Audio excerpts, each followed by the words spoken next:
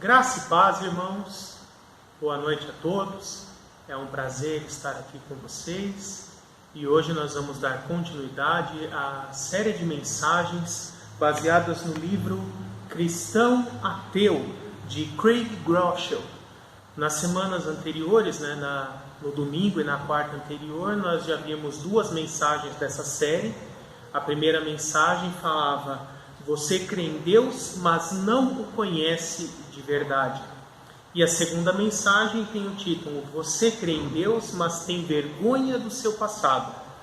E hoje nós vamos fazer a terceira mensagem dessa série com o título: você crê em Deus, mas não tem certeza de que Ele o ama. Então, vamos tratar a questão do amor de Deus, a certeza de que Deus nos ama. Isso é muito importante. Muitas pessoas creem em Deus, creem na existência dele, congregam em igrejas, têm uma vida, assim podemos dizer, religiosa, mas não têm certeza que Deus as ama. Ou às vezes pior, acreditam que Deus não as ama. E é importante nós entendermos isso, porque o problema dessas pessoas não é dizer ou pensar se Deus pode amá-las, se é possível para Deus amar pessoas. Eles creem que Deus pode amar pessoas, mas eles não acreditam que Deus ame ela. Essa pessoa em específico não acredita que Deus a ame. Ele pode acreditar que Deus pode amar pessoas, que Deus ame outras pessoas, mas não que ame ela própria. O fato de uma pessoa acreditar que Deus existe não nos leva automaticamente a também acreditarmos que Deus nos ama. Isso já é uma coisa diferente. E para que nós possamos acreditar que Deus nos ama, nós precisamos antes entender alguns conceitos. Porque é muito comum as pessoas pensarem assim: eu sou uma pessoa miserável, eu sou pecador, eu sou indigno, e por isso não é possível que Deus me ame. Eu não mereço ser amado. Como Deus poderia amar alguém tão indigno como eu? Eu sou indigno de ser amado. E a respeito dessa afirmação, eu posso dizer que quem pensa dessa forma ou afirma dessa forma está certo em um aspecto e errado em outro. Realmente, nós somos indignos de ser amados por Deus. Nenhum de nós merece ser amado por Deus. Mas, mesmo assim, Deus nos ama. Deus nos ama a cada um de nós. Ama a todos nós, mas não como uma multidão. Ele nos ama individualmente a cada um de nós. E assim, nós podemos perceber o primeiro ponto. O amor de Deus é imerecido. O que significa isso? Não depende de merecimento humano. Você não precisa fazer nada para que Deus te ame. E também não há nada que você possa fazer ou consiga fazer para que Deus deixe de te amar. Ou indo mais além, você não pode fazer nada para que Deus te ame mais, e não há nada que você consiga fazer para que Deus te ame menos. Ele te ama. Ele já te ama. Ele sempre te amou. O amor dele é incondicional. Ele não depende das nossas ações. Deus ama porque a sua natureza é amar. A Sagrada Escritura, na primeira carta de João, capítulo 4, verso 18, vai dizer que Deus é amor. E é exatamente por isso que Deus ama. A natureza dele é amar. Ele ama porque essa é sua natureza. A essência de Deus é amor. Por isso a natureza dele, o que ele faz naturalmente é amar. Amar a todos os homens, amar a todas as pessoas, indiscriminadamente. Perceba que o amor de Deus não depende de méritos ou de merecimentos. Nós vemos isso na própria Escritura. O apóstolo Paulo, ele foi o maior teólogo, o maior missionário e o maior escritor do Novo Testamento. Mas mesmo assim, olha o que ele nos diz em 1 Coríntios 15, a partir do verso 9. Ele nos diz assim: pois sou o menor dos apóstolos, e sequer mereço ser chamado de apóstolo, porque persegui a igreja de Deus. Mas pela graça de Deus eu sou o que sou, e sua graça para comigo não foi inútil.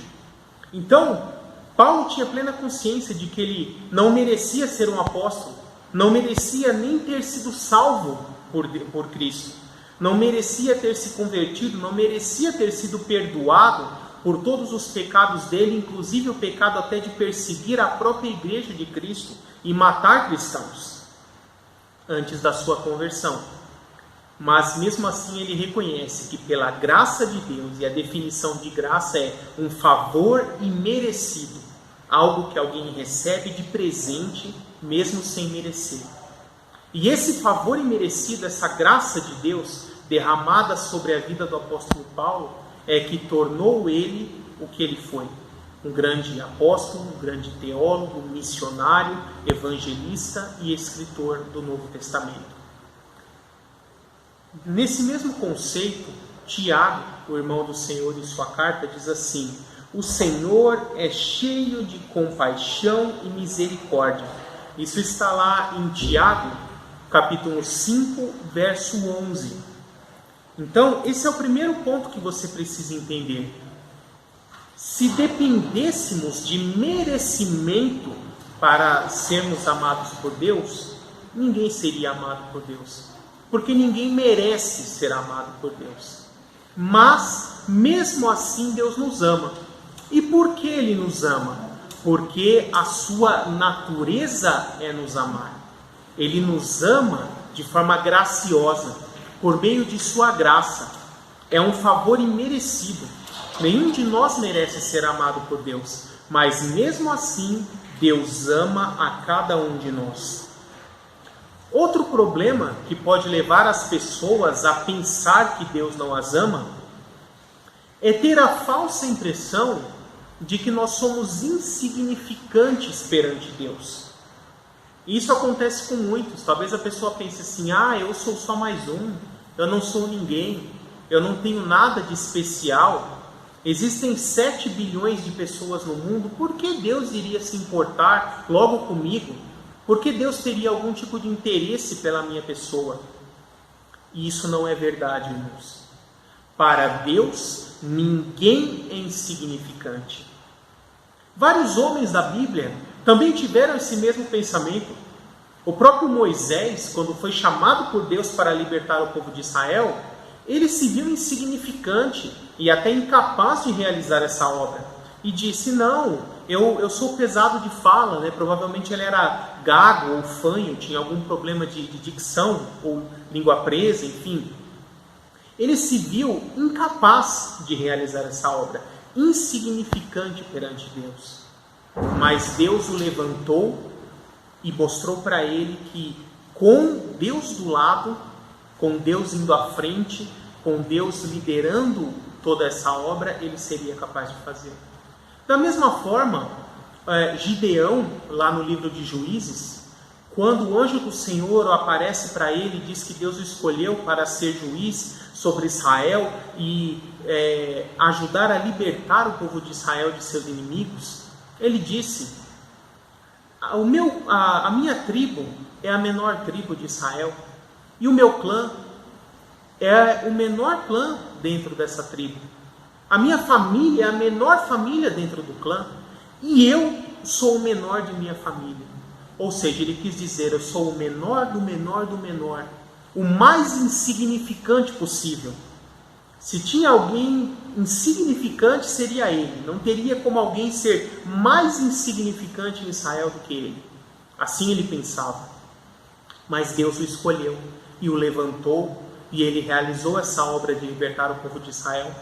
Também o próprio Davi, quando Samuel foi à casa de Jessé, escolher um de seus filhos para ungí-lo como rei, o próprio Jessé nem chamou Davi, o mais novo, aquele que cuidava das ovelhas. Não, ele é muito insignificante, não tem como ser ele, tem que ser um dos outros. E talvez o próprio Davi também se via assim. Mas Deus disse: este é o homem segundo o meu coração, e ele eu escolhi para ser rei de Israel. Então perceba, Deus não vê como o homem vê. Deus vê o interior, o homem vê a aparência externa. E por isso, muitas vezes nós nos enganamos pensando que somos insignificantes. Para Deus, ninguém é insignificante. Então, relembrando esses primeiros conceitos, o amor de Deus é imerecido. Você recebe pela graça. Você não merece e nem nunca vai merecer. Mas não precisa merecer para poder receber esse amor, porque Deus concede de graça.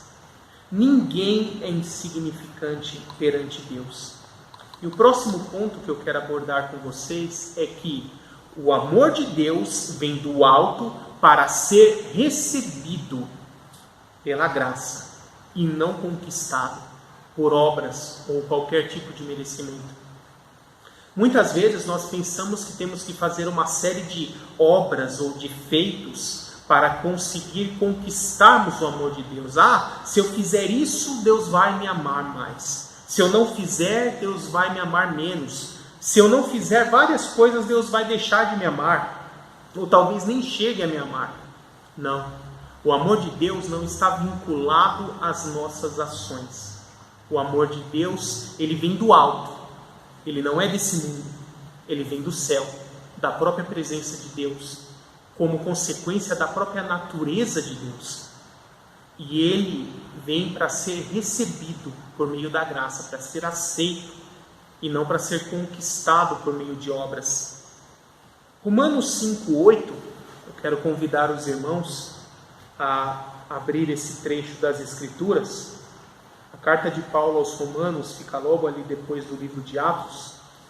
E no capítulo 5, verso 8, olha que verdade maravilhosa ele nos revela. Ele diz assim: mas Deus demonstra seu amor por nós. Cristo morreu em nosso favor quando ainda éramos pecadores.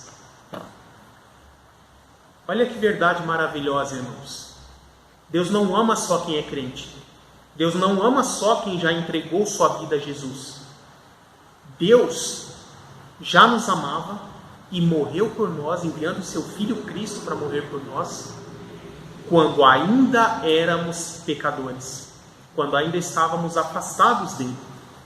Deus ama o pecador.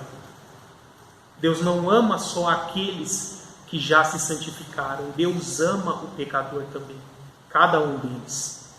E perceba que ele não ama a pessoa apenas a partir de um determinado momento.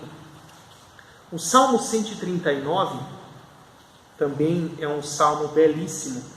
E ele vai dizer assim: Senhor, tu me sondas e me conheces. Sabes quando me sento e quando me levanto.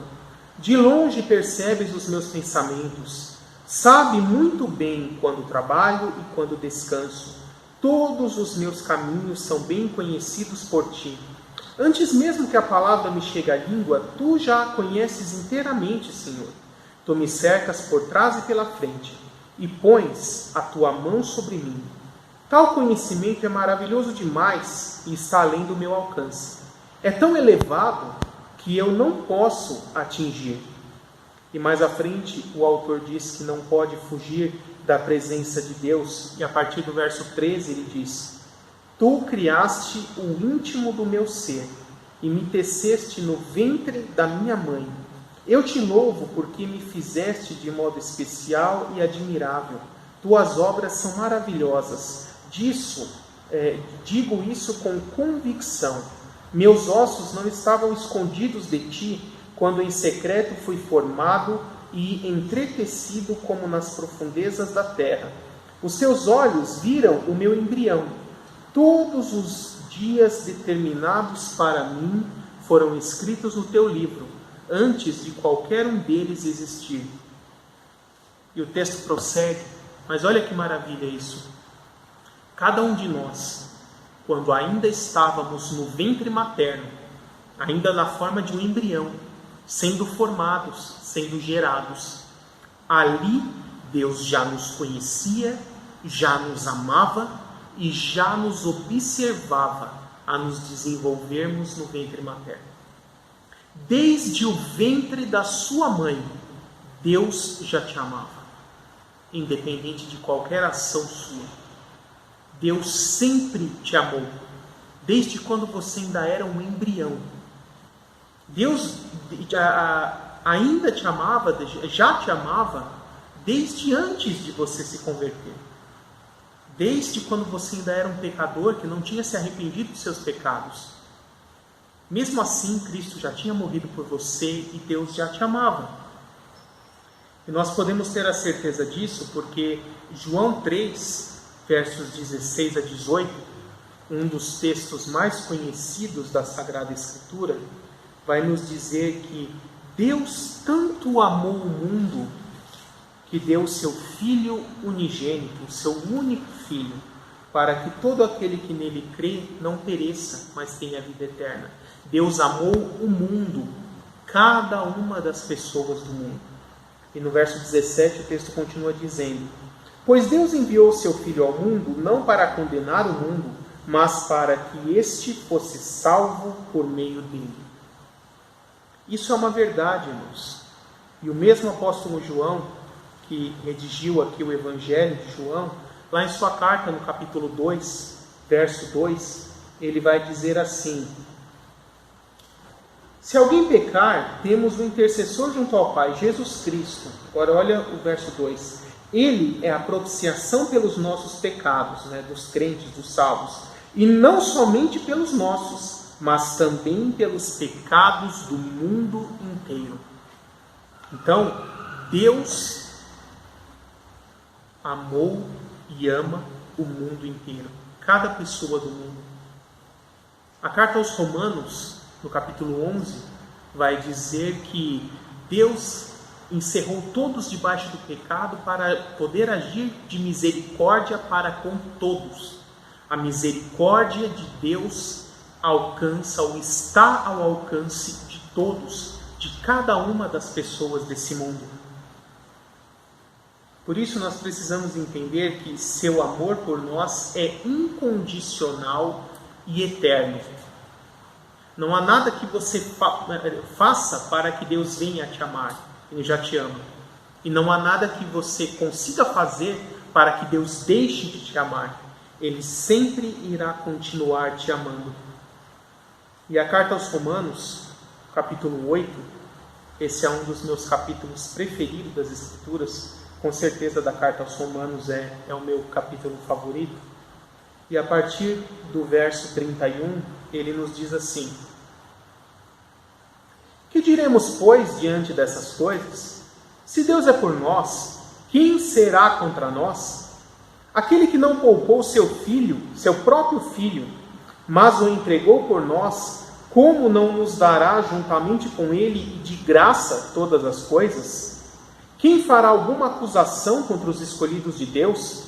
É Deus quem os justifica. Quem os condenará? Foi Cristo Jesus que morreu e mais, que ressuscitou e está à direita de Deus e também intercede por nós.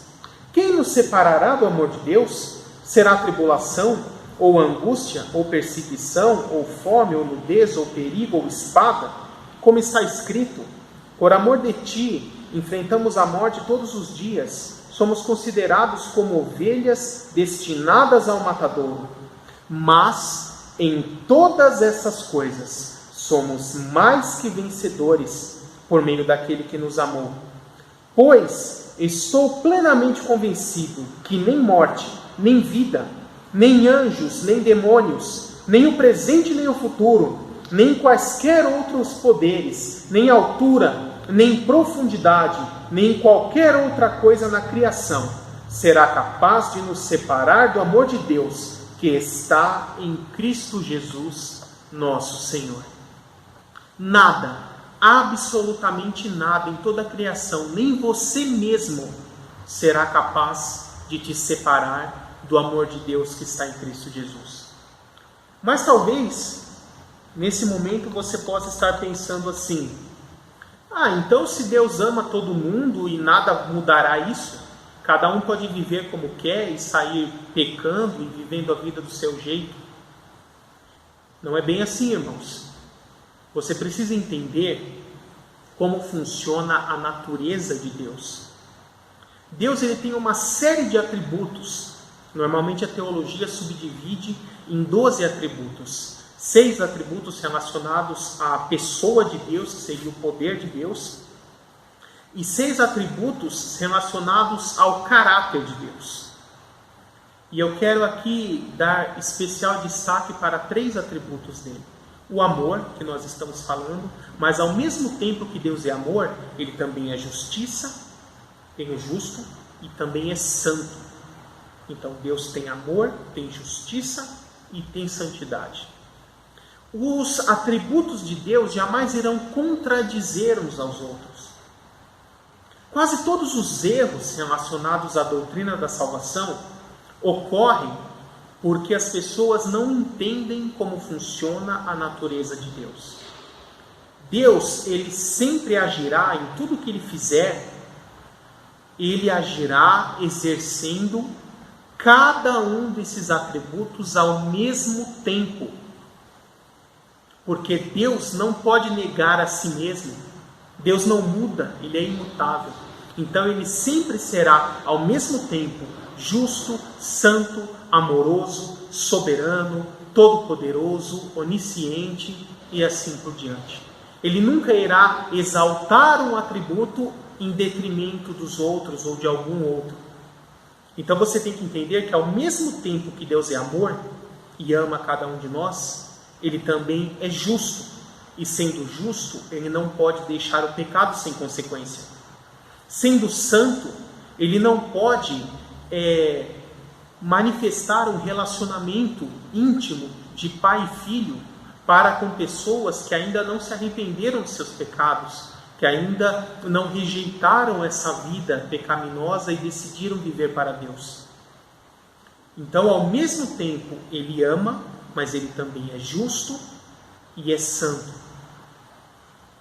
E é por isso que aquelas pessoas que decidem viver suas vidas sem Deus, rejeitando o amor de Deus, rejeitando a graça de Deus e não crendo em Cristo, elas sofrerão as consequências de seus atos, que é passar a sofrer uma existência eterna após a morte, eternamente afastada de Deus. Você pode chamar isso de inferno, de perdição eterna, ou outros nomes que a Bíblia nos dá. Mas, mesmo essas pessoas que serão lançadas no inferno, no lago de fogo, Deus também as ama. Mas, isso não exime elas de sofrer a justiça de Deus.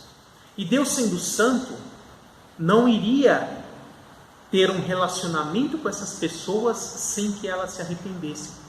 Então perceba que Deus, por amor a essas pessoas, enviou seu Filho Cristo para morrer por elas, para que os pecados dela pudessem ser expiados, e derramou seu Espírito Santo para que, por meio de sua graça, a verdade do Evangelho chegasse até elas e elas possam ouvir, possam crer e possam ser quebrantadas e se arrepender de seus pecados. Mas Deus não obriga ninguém a crer. Aquelas pessoas que, mesmo capacitadas pela graça e tendo condições de crer, escolhem não crer e permanecer em sua incredulidade, sofrerão as consequências disso. Mas isso não muda o fato de que Deus as ama. 1 Pedro, capítulo 3, verso 9, diz: Deus é paciente e longânimo, não querendo que ninguém se perca, mas querendo que todos se arrependam e sejam salvos. Deus quer salvar a todos. E por isso Cristo morreu por todos, mas é necessário o arrependimento individual. A pessoa precisa se arrepender e crer em Cristo para ser salvo e poder receber esse amor de Deus. Depende da pessoa. Da mesma forma, aqueles que afirmam amar a Deus, a própria Bíblia nos mostra como saber se essas pessoas realmente receberam o amor de Deus, se foram tocadas pelo amor de Deus. Novamente, A primeira carta do apóstolo João, no capítulo 4, versos 7 em diante, vai nos falar a respeito dessa realidade. E ela diz assim: Amados, amemos uns aos outros, pois o amor procede de Deus. Aquele que ama é nascido de Deus e conhece a Deus. Quem não ama não conhece a Deus, porque Deus é amor. Foi assim que Deus manifestou seu amor por nós. Enviou seu Filho unigênito ao mundo, para que pudéssemos viver por meio dele. Nisto consiste o amor de Deus, não em que nós tenhamos amado a Deus, mas em que Ele nos amou e enviou seu Filho como propiciação pelos nossos pecados. Amados, visto que Deus assim nos amou, nós também devemos amar uns aos outros. Ninguém jamais viu a Deus. Se amamos uns aos outros, Deus permanece em nós, e o seu amor está aperfeiçoado em nós. Sabemos que permanecemos nele e ele em nós, porque ele nos deu do seu Espírito. E vivemos e testemunhamos que o Pai enviou o seu Filho para ser o Salvador do mundo. Se alguém confessa publicamente que Jesus é o Filho de Deus, Deus permanece nele e ele em Deus. Assim conhecemos o amor que Deus tem por nós e confiamos nesse amor. Deus é amor. Todo aquele que permanece no amor, permanece em Deus, e Deus nele. Dessa forma, está aperfeiçoado entre nós, o amor está aperfeiçoado entre nós, para que no dia do juízo tenhamos confiança, porque neste mundo somos como ele. No amor não há medo, ao contrário, o perfeito amor expulsa o medo, porque o medo supõe castigo. Aquele que tem medo não está aperfeiçoado no amor. Nós o amamos porque ele nos amou primeiro. Se alguém afirmar, eu amo a Deus, mas odiar o seu irmão, é mentiroso, pois quem não ama seu irmão a quem vê, não pode amar a Deus a quem não vê. Ele nos deu este mandamento: quem ama a Deus, ame também o seu irmão.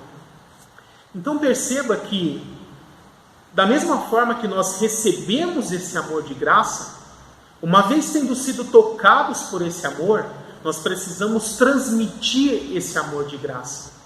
E também amarmos as pessoas do mundo, as pessoas que estão aí fora, sem Deus, sem salvação, sem esperança. Precisamos mostrar em nós o amor de Deus para com essas pessoas. E também amarmos uns aos outros da mesma forma que Cristo já nos amou. Somente quem experimentou esse verdadeiro amor de Deus tem condição de também transmitir esse verdadeiro amor ao próximo. E para concluir, eu escrevi assim: saber que o amor de Deus por nós é incondicional e eterno é algo libertador. Ele nos liberta do medo e nos permite viver um relacionamento com Deus baseado no amor de pai e filho, não no medo. Isso nos leva a seguir e obedecer a Deus por gratidão e como uma forma de retribuir o amor que Ele manifestou por nós. Desse trecho que eu li, o versículo que eu mais gosto é o 18, que diz: no amor não há medo, ao contrário, o perfeito amor expulsa o medo. A partir do momento que você toma consciência de que Deus te ama, você não enxergará mais Deus como aquele tirano, aquele ditador, aquele carrasco que está o tempo todo te vigiando, esperando a mínima falha da sua parte para poder te punir. Deus não é assim. Você terá um relacionamento baseado no amor. Você sentirá o quanto Deus já te amou, o quanto Deus te ama, e você irá querer retribuir esse amor de Deus. Você vai querer demonstrar esse amor em resposta ao amor que Deus já te deu. E é em resposta a esse amor que você vai obedecer a Deus, que você vai viver em santidade, que você vai buscar ter uma vida que agrada a Deus, que você vai amar o próximo. É como uma resposta, uma retribuição a todo esse amor que Deus já manifestou por você. E assim deve ser o nosso relacionamento com Deus, baseado no amor e não no medo, na religiosidade, ou em qualquer tipo de obrigação. Então lembre-se, Cristo morreu por você quando você ainda era pecador. Deus já te amava quando você ainda era pecador. Deus já te amava desde o ventre da sua mãe. Então, você tem que ter consciência da sua filiação. Agora você não é mais um pecador não arrependido. Você é um filho de Deus. Você é um filho amado de Deus. Deus te ama. Não porque você mereça, mas porque é a natureza dele te amar. Então receba esse amor pela graça e viva por esse amor.